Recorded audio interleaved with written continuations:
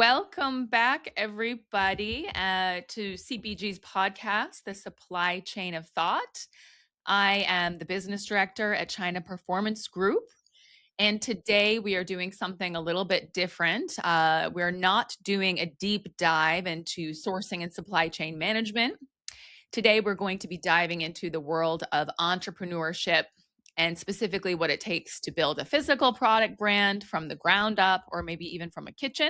So, in honor of International Women's Day, we're especially excited to welcome the female founder of La Petite Creme, Cecile Largeau. Hello. Hello. And you have built a baby care brand from the ground up, inspired by a traditional French baby care routine. Welcome to the Yes. show. Thank you. Thank you for having me.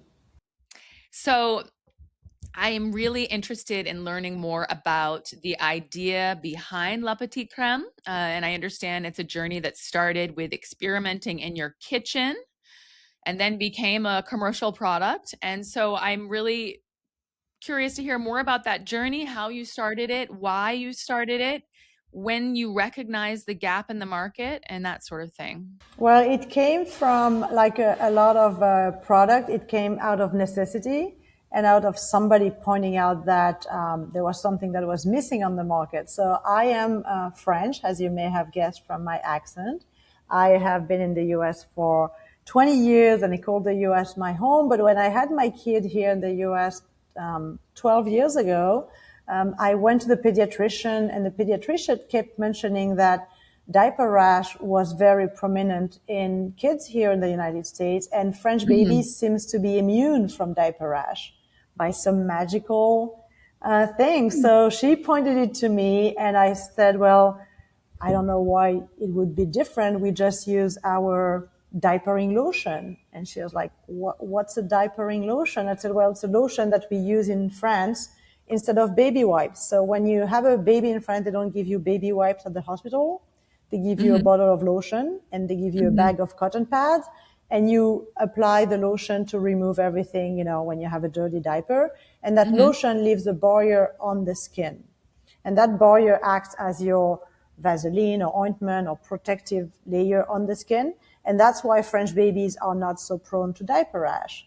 So move forward a couple of years. I had my second kid and I was experimenting in my kitchen to make my own diaper cream, like diaper lotion from France. And that became a success because we decided with a friend of mine to just go onto market and to make it more available for American moms because diaper rash can be very dramatic on families because babies are in such pain and parents go like through so many like different phases to try to cure that rash that being ahead of it has been shown to show tremendous benefit to families around the country. So it started in the kitchen, mixing product after the kids went to bed. Did that for 5 years. And then after 5 years, it became too big to be a side hustle. So we opened a factory here in Miami where we're located. And we manufacture to this day in Miami and sell now nationwide and globally. So It's fascinating. So I think I know about your product primarily in relation to packaging, because that's what we've helped you with a little bit in the past. And so the yes. lotion itself is something that you designed in your kitchen originally. Correct. So we do a lotion and we also have a diaper cream, like a balm that is like better as restoring the skin. And this one is also something that we design in the kitchen. So all the recipe, the formulation, all the approval. So we are certified organic. So we've got our USDA certification back in 2018. And we have been like FDA compliant and doing all the compliance on the American soil and using the American operation and execution. And we just got inspired by the recipe from France. So we're taking a little bit of the best of both worlds, right? Yeah, wonderful. Now the lotion is I would think it's actually a more sustainable. Not only is it better for the skin, but since you're using cloth instead of these disposable wipes, I would think it's a more sustainable alternative in comparison to baby wipes, right? It can be adapted to your sustainable lifestyle. So if you Hmm. want to go a disposable route for convenience, you can use it on disposable cotton pads or even on dry wipes. Now, if you want to go washable, you can use it on a washcloth. You can use it on toilet paper, paper towel.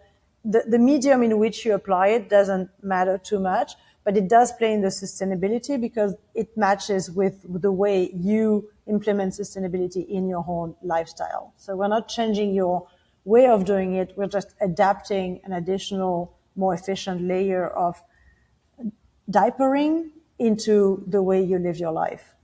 Right. It's an interesting approach and it's an important approach because everyone within their own home has their way of doing life and sort of being the most sustainable that they can be. I hope that most people are like this. I know in my own home and locally, we have these refill stores Mm-hmm. that are not as popular as I wish they would be, but you bring in your glass jars or you bring in your containers and you refill them with the products you're buying and everything is cloth and you're staying away from paper. And so I love that this is an option and it can sort of be built into a more sustainable routine. And from the get-go for us, we wanted to plug into the life of parents because parenthood is a very, especially when you have a newborn, you have a lot on your plate, right? It's like, Yeah. it's not only the diaper, it's everything is brand new. And then the change in the sleeping pattern and the change in the mood and all of that. So Right. it's important for us to come in as an ease and an aid for the family dynamic and not come with a bunch of like, you have to be more sustainable. You have to do this Yeah. way. You have to, so we can plug in an addition to a disposable routine. And then as Mhm. parents have more time to breathe and, get on top of like everything else that goes around the baby, then they can decide to increase on that, whether it's a sustainability, whether it's like like having the refill. So we have a refill bottle that goes into our regular size palm bottle Mhm. for everyday use. But we really want it works with closed diaper or with conventional diapers, because again, you cannot change everything at once. So you put it in, you use it the way you use it, and then you can implement everything around it, and not the other way around. I love that you've said that because I'm not a parent, but I have lots of friends who are parents, and I know it is very hard. And there's so many people talking to you about what's best to do and what should be done. And there's so much pressure. And I love that we can remove that guilt and shame about any way of doing thing, make the life easier, work within the existing lifestyle, or, in our business in China sourcing, we say we work within the existing framework, what's happening on the ground, and trying to improve what is instead of trying to overhaul everything at the same time. And that element of guilt is very attached to like motherhood in I general. imagine. Like motherhood, it was a transformative time for Hmm. me, being away from my family and like my friend and my support Hmm. system. So I really, and that's one of the reasons why I built this company, is to be able to provide just a tidbit of support to women across the country who are facing a tremendous transformation in their life, both physically and emotionally, and like as part of society as well. So if we can just say, the diaper area, we got you covered. You just add a layer of Right, this, right, and that's the only thing you need. Drop the wipe, drop the 10 different products that marketing tells you right, have to take, to do one layer of this, and you can move on to everything else in your life that is so much more important than our right. product, right? So and that guilt factor is something that I fight over every single day, because especially as Right, women, right, we tend to be loaded with it every place we go, everything we right, do. right. So Wonderful. So how has your product, when you introduced it into the market, I think it was in 2012, was it? correct, yeah. How has the growth been? Was it slow growing? Was it a huge success? Are you selling throughout the United States now? Where are you and where do you hope to go? So we launched in 2010 as just a small batch in the kitchen that we tried to sell across, hand to like word of mouth around Miami to friend Right? around. And then we started our Amazon store about a year later. And early on, Amazon started taking our product in wholesale. So they were buying the inventory, which was only limited to a certain amount of people back then. We were like manufacturer of the Hmm. products. And from the very beginning, we positioned ourselves as being manufacturer and seller. But it's really important to me to this day that we manufacture the product ourselves because we want to be able to certify the quality of what we do. So myself, I go and I stir the pot every once in a while because I want to be connected to the goal that this product is. And then we started on the Amazon journey and we started attending baby events. So there is a series of babies event across the country called the Prego Expo. Okay. So we went and met with the parents and we had them, try the product on their hand and feel what it was. And 10 years ago, when you said, we're an alternative to baby wipes, people would look at you and be like, why would I replace my wipes? Well, today we say we're an alternative to baby wipes and people jump at us and say, okay, how do I replace those wipes? Because I know they're not as Right. sustainable and they have some chemicals in there that you might not want to have on your babies. So we could see a shift in the market. And with that shift, our sales have been like consistently growing like higher and Right. higher to the point that when COVID hit, everybody was looking, for like things that were alternative and maybe safer. And there was a little bit of shortage in toilet Right. paper and Right. wipes and things of that Hmm. nature. So it was a perfect timing for us because owning the manufacturing, we never run out of Right. product. We never depended on like outsourcing. We had everything done in-house at that point. So that's when we moved to our factory. And then last year we got into Whole Foods nationwide. So now we are Wow. distributing across, Whole Food all across the country. So that has given us another jump because the product has always been higher Mhm. quality. As I said, we invested in the organic certification very early on. The first inspection that they did was in my kitchen where Wow. I was pointing at how we were doing Wow. things. But we knew the product has always been like the highest possible quality. But having the stamp of approval from Whole Food is just giving us a lot more credibility from the outside world and exposing people to us in areas that they would not necessarily see us because we were not installed before that. So it's going good. We're very excited for what this year is going to bring as well. So That is wonderful. That's amazing. I wasn't aware that you were in Whole Foods, and you're right. It is just a platform that you help you spread awareness about your brand. exactly. Super Yes. exciting. Okay, so it sounds like your timing was just perfect. I guess timing can never be perfect, but I feel like you started this before the demand really was increased. And so by the time there was a huge demand or more demand for it, you had time to perfect it and get it to be. And it was very like I'm an IT engineer by training. That was my previous life before I became an entrepreneur, and it was important to me that the foundation were correct. So Right. we've always did we don't bite more than what we can chew. So we made one batch, we sold that one batch, made a bigger one, sold that, and never really went further than what every step could lead us to. So we made the production very solid, very, very sustainable, very repetitive, very predictable. And then we went on into like advertise for it. So we always go like by levels and not try to rush into going big in 1 week and just explode, under the pressure. So it's just my personal way of doing things that make it last the long time because we've seen other businesses around us over that time frame and unfortunately a lot of them like go very fast from the get-go but then they crumble just as fast. So for me it's more about the long run than just short-term results, right? Of course, yeah.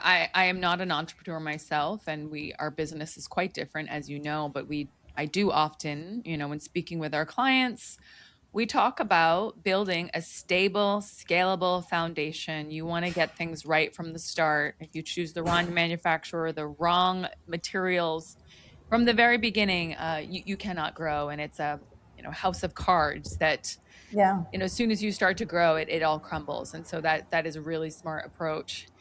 Now, as a business owner, a founder, it sounds like you've had a really great slow, steady ride. Has there been any, what surprises have there been? Have there been some challenges or unfortunate surprises, or has it been all things that you expected? Of course not. Like everything is challenges and surprises. And of course, it's not where you expect them because you put your attention on something so you know what to anticipate. And other thing hits you at where your blind spot was, right? So I feel like what I did not anticipate as much was the cost of making mistakes. Mm-hmm. So everything in life, the first time you do something, it's really fantastic from the first time around. So back on that approach of like doing little things at a time, it's when you fail at something because you do pick the wrong packaging or you do pick the wrong provider or you pick the wrong idea sometime where you're Mm-hmm. like, this thing is going to be great and you go on the wrong path. Mm-hmm. It's good that you don't invest too much into each direction because every so often something is not going to work and you need to be able to have other avenues to bounce back, right? So it's the cost of learning, especially for finding good partners, has been higher than what I had anticipated. Again, being an engineer, I know that things break, like physical things break. I think I had underestimated the power of like relationship and how sometimes you invest into relationship with partners where they could be in not so much in the manufacturing side of things. We've been lucky on that, but on some of the service area of like the marketing and then the advertising and then some of those places where you trust people and you don't get the type of result that you had anticipated because unlike physical concrete stuff, it's very hard to measure things that are a little more subjective, right? The quality of a design or the quality of an idea or a thought or like a positioning or thing like that. So we got burned a couple of times by having high hopes, by picking, a certain partner that didn't deliver to the aspect that we would have hoped. And that has been challenging. And it hurts your ego, right? It hurts your soul too, because you're here making a product and you have a baby and you're really like, you love what you're doing and seeing that sometimes people don't have the same care for what you do and feeling like you're failing your own project is, it's difficult to go through. But with time, what has been paying off is the consistency and the work. It's not magical. It's true. I hear a lot of entrepreneur story that say, "Oh yeah, it happened to me overnight." Yeah, but for most people, it does not, right? So it's not as my story is not as exciting and glamorous, and it's not like I woke up this morning and everything caught on fire. No, I worked every single day, and I woke up every single day for now 11 years. Right. Come to the office, and I stir that pot for 10 years straight. Every single one bottle I was making myself. This is a lot of work. Of course. And a tremendous amount of work. I think it's so accurate that you hear of those overnight success stories. And the reality is that it took 10, 15 years and you don't hear about that part of it.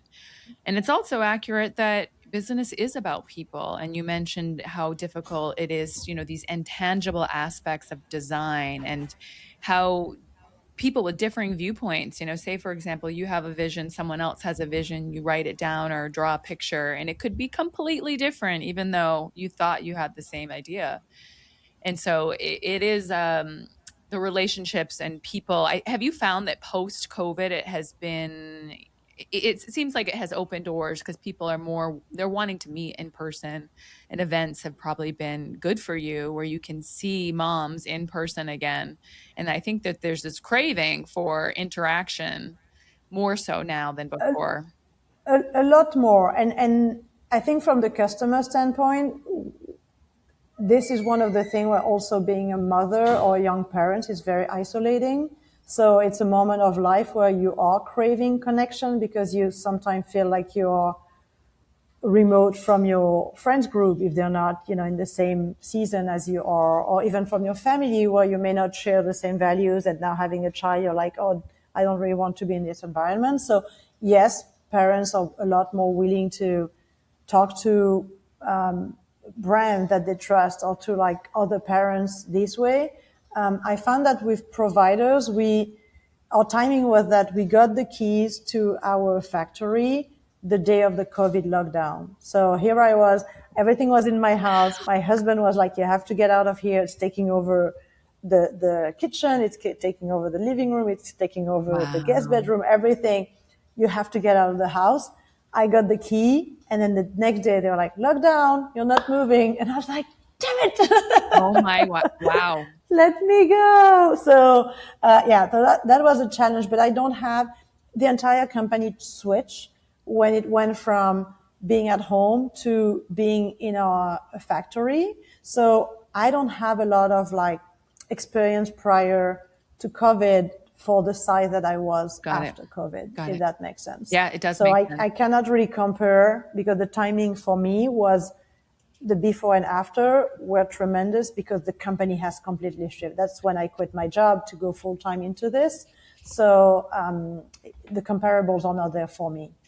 As a way, as you mentioned COVID previously, because there was shortages of certain items, toilet paper, etc. So big picture viewpoint, perhaps it was serendipitous timing, your Uh, move to the manufacturing facility at that time. I'm sure it was difficult, the same day as lockdown. You can't that's that's something that you can't even imagine, right? In the exact same day. But once people got tested and are wearing their masks, I imagine you could proceed with business production as usual. yeah. So that's the thing, because we were an essential business, because Right. we were manufacturing, it was not a problem. The staff could come, we could have everybody, like coming, and we even had friends who were very happy to just come and manufacture with us to kind of like, because some of their jobs were not available to, like for them. So it was, in hindsight, like very beneficial for the business at that time. And there was no other way. I mean, I'm the kind of person who just goes through difficult times. I'm not, shy away from it. Yeah. So it was this way anyway. So we, again, work and you come again and you come again and you're consistent. And eventually it becomes in your rear mirror and you're like, yeah, I went through that. What next is not as scary, right? You build up your strength and your confidence in that environment. Because of course, as a woman, you have that feeling of being an imposter most of the time until you build up enough strength to say that you deserve to be where you are and to have the success that you get. But every step, every hard time, every difficulty build up to be the business owner that you're supposed to be and the business leader that you're supposed to be as well. I couldn't agree more. I think it's become cliche. People say it so much, but every challenge is an opportunity. It is just so true. And at CPG, we also have this mindset that there are no mistakes. As long as you learn from them, you learn and you grow. We have a thing here at La Petite Creme where when somebody makes a mistake or anybody does something that was not part of the plan, they have to pitch. It's also one of the things that's different between the French culture and the Hmm. American culture. Hmm. It's like the American culture tends to value failure, or at Mm. least the lack of progress. Because I see failure as like a stop in your progression, right? Hmm. You'd never really step backwards when you fail. You just stop moving forward. Hmm. So you fall, you pick yourself up, and then it might slow you down in your progression, or it might divert where you were going in the first place. But there is nothing wrong about, making a pause and getting a sense of like, with every failure come an opportunity to reassess. Okay, why did I fail, and how can I make it better? We have a thing here at La Petite Creme where every time you make a hoopsie or you make a mistake, you have to contribute to a chocolate pot where we have bars of chocolate that everybody eat chocolate here a lot. So you have to contribute a bar to the pot. I So love it.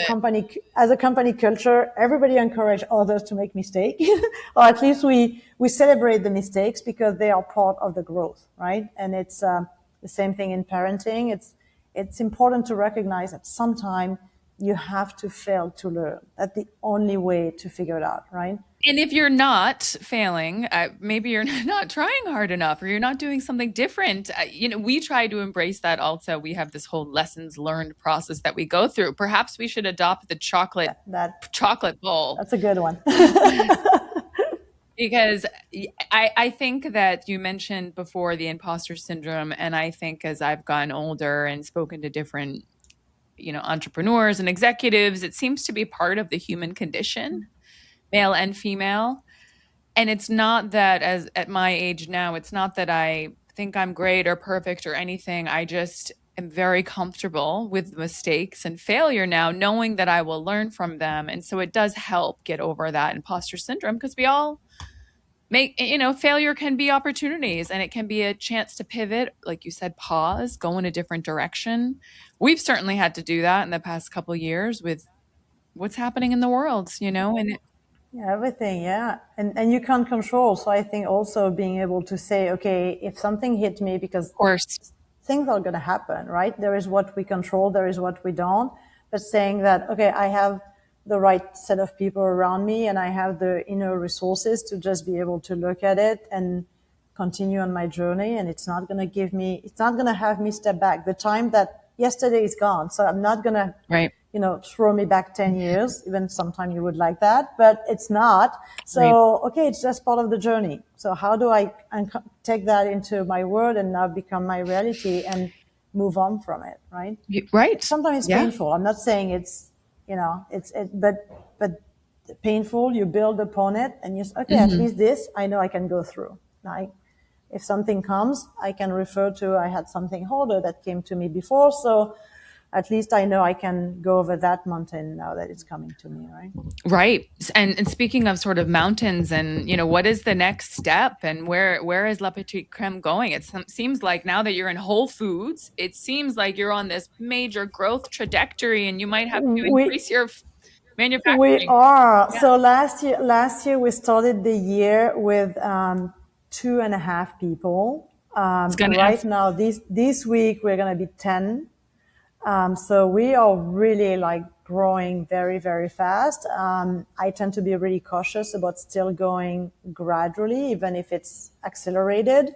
I can't tell you too much about it, but we are to 2026 is going to be a good year for us as far as we have new things coming and new avenues. So, we're trying to make sure that the people who use our product, who love our product, because again, we are in their life offering peace of mind, which is the most important thing to me to provide parents, moms in particular.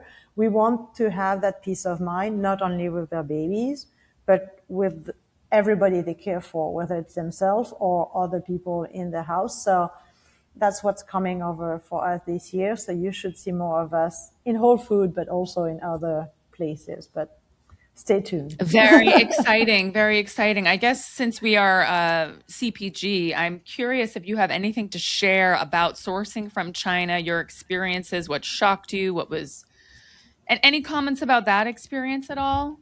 Yeah, well, first of all, for the longest time, we did not source outside the United States. So we started very small by buying surplus from different companies. And that's how we made our original packaging. It was what's available. Right. We take what's available. We bought a couple of boxes of it. And then we managed to run out of every single surplus from every single provider. So that's when we had to make sure we had a steady input and sourcing of the packaging. And that's when we reached out to you guys to get help in that area, to make sure we had a trusted partner that could play a link, with a culture and a language and a skill set that we didn't own, right?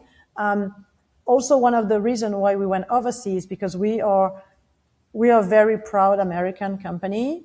Yes, our influence is from Europe, but it's key to me that we make the American economy work. So we tried so hard to get sourced here in the United States, because what we're getting is plastic bottles, plastic jars, plastic cap. There is no reason why there is no specialty in China, in our case, to get those things. But being a small business, we were too big to go with small size sourcing, but we were too small to be able to go to a huge manufacturer here, which would have, so that in between thing kind of pushed us to go overseas. Right. And I think it's important for consumer to understand that, what, with everything that went on last year about like made in the US, made in USA, made in USA. And I saw so many small business owners that were criticized from not doing it here in the United States. We tried so hard to stay within the US. We're just not big enough to have the power to do that because everybody wants to do it here. I think generally speaking, a lot of companies, especially small business, would prefer Right. to have their community and the local economy to work. Right. But we can't compete with like somebody who come and ask 250,000 unit a year. And I'm here, I'm like, I want 20,000. Like, how can we, be, so that was a first step for us that took me some time to accept that I would have to step away from my everything made in America Right. to go overseas. And I had to grieve a little bit of that to say, okay, I'm going to be able to grow. So at least one day I'll be able to go back into hopefully, sourcing huge volumes in the United States. As far as the experience of doing it overseas, I have to give credit to CPG for making this process very understandable for a company our size.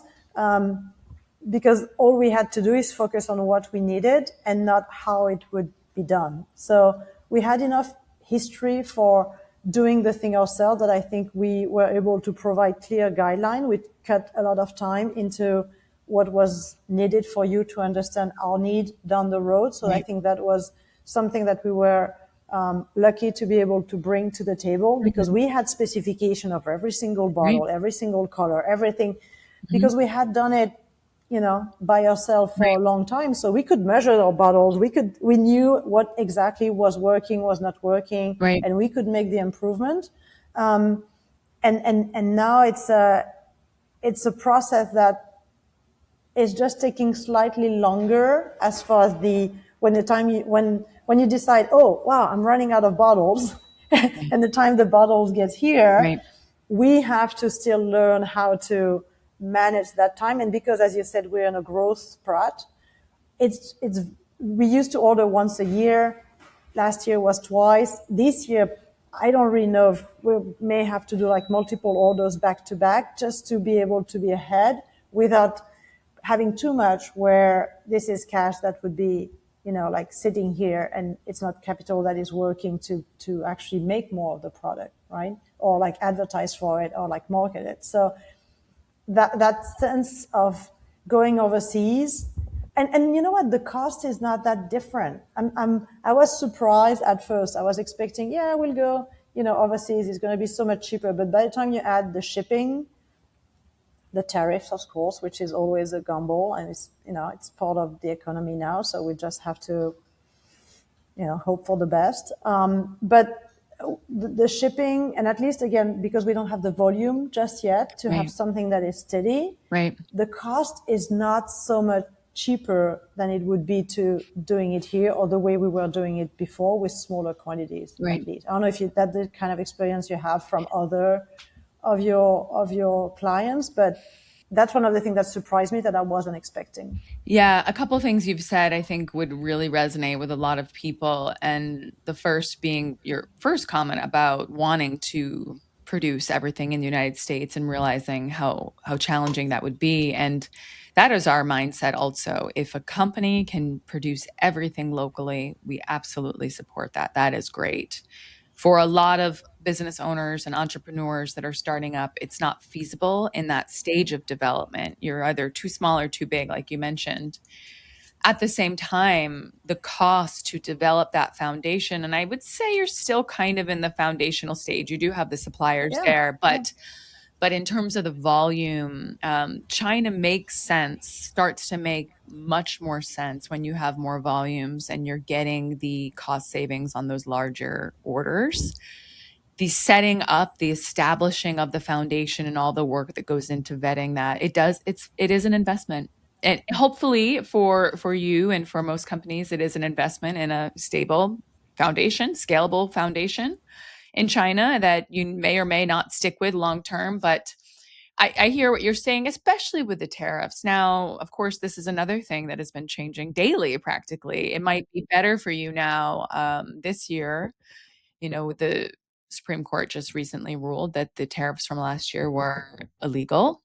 Do you know, like, let me ask you that, maybe I'll put you on the spot, but when there is a point where they would hopefully say, okay, it was illegal, but now we're going to start giving back to companies, is that something that CPG is planning to help us through that process? Or is it something that you see being the government directly with the provider, like with the companies, or is it, what do you foresee? I'm sure you guys had those conversations internally, and I'm not the first one asking, but I'm just curious to what you would recommend to companies like us to do with that piece of information, because it's great to hear it's illegal. What I care about is like, where's my money?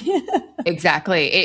It's so new that we have talked about it, but I my understanding is that it would be payments from the US government to business owners, and I imagine it will take, unfortunately, a long time to process those payments.